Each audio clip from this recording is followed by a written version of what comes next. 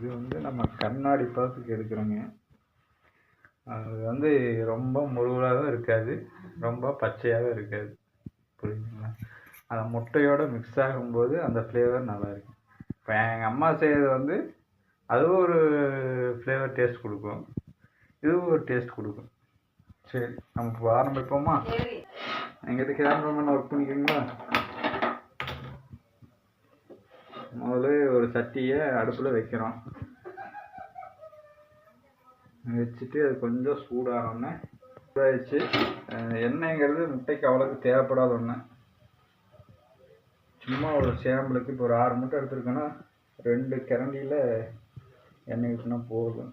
எங்கள் அம்மா அந்த யூஸ் பண்ண சொல்லிட்டுருங்க. என்னங்க பண்ணலாம், 2 கரண்டி தான். ஐயோ, ஸ்பூன் உட்கானமே இங்கே இருக்குங்க. இதாங்க இந்த கரண்டியில் தாங்க 2 கரண்டி. ஐயோ, ஆள் 2. எண்ணெய் ஜாஸ்தியாக போனாலுமே அது ஒரு இதாயிரும். முட்டை சாப்பிட்றதுக்கு டேஸ்ட் இருக்குது. அதனால் எண்ணெய் இந்தளவுக்கு இருந்தால் போதும். எண்ணெய் கொஞ்சம் லைட்டாக ஹீட் ஆனோடனே மாதிரி கடுகு தேவைப்பட்டால் போட்டுக்கலாம். போடணும்னு அவசியம் இல்லை, தேவைப்பட்டால் போட்டுக்கலாம். கொஞ்சோண்டு கடுகு வெடிக்குதா வெடிக்குதா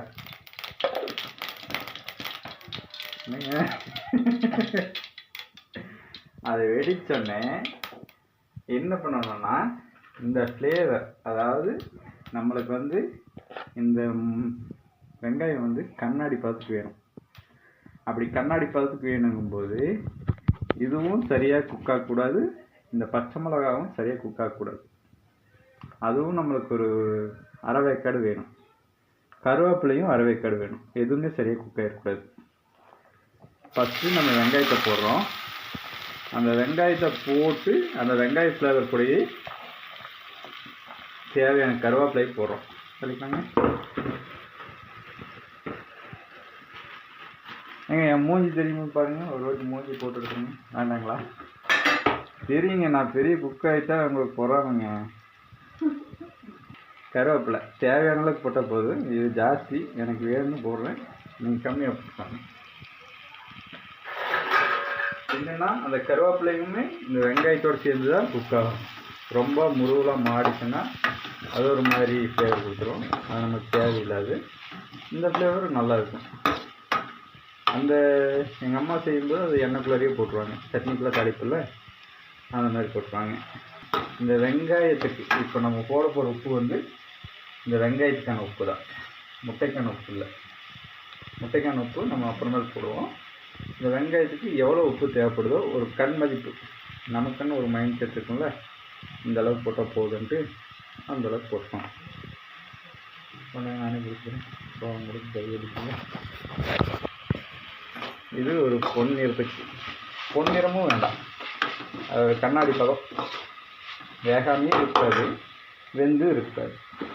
நமக்கு இந்த பச்சை மிளகா ஃப்ளேவர் வேணுங்கிறதுனால பச்சை மிளகாயை இப்போ போடுறோம். அதுவும் சரியாக குக் ஆகிருக்கூடாது. இது கண்ணாடி பதம் வரும் வரை காத்திருக்கவும். ஃப்ளேவர் வருங்க.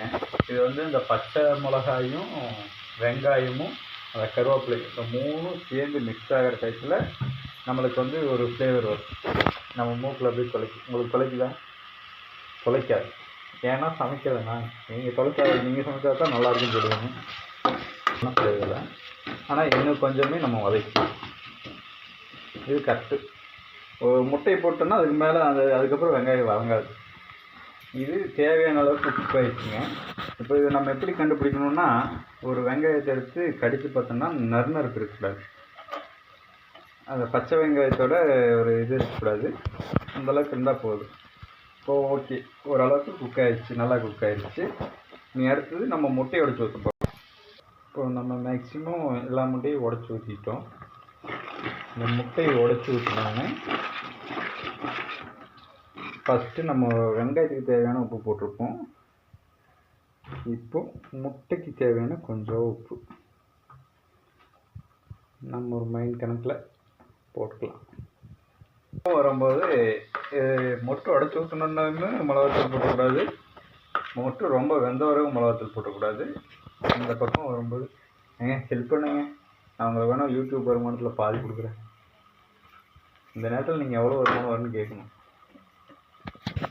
கேட்க மாட்டேங்க. இருந்தாலும் நானே சொல்கிறேன், ₹1 கூட கொடுக்க மாட்டேங்க.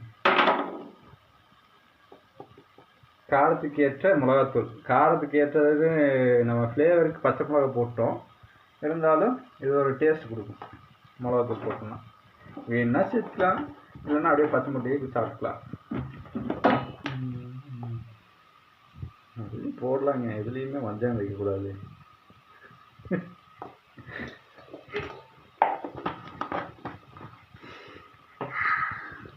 நீங்கள் மிளகாத்தூளுக்கு எவ்வளோ வாட்டர் பிடிக்குங்க?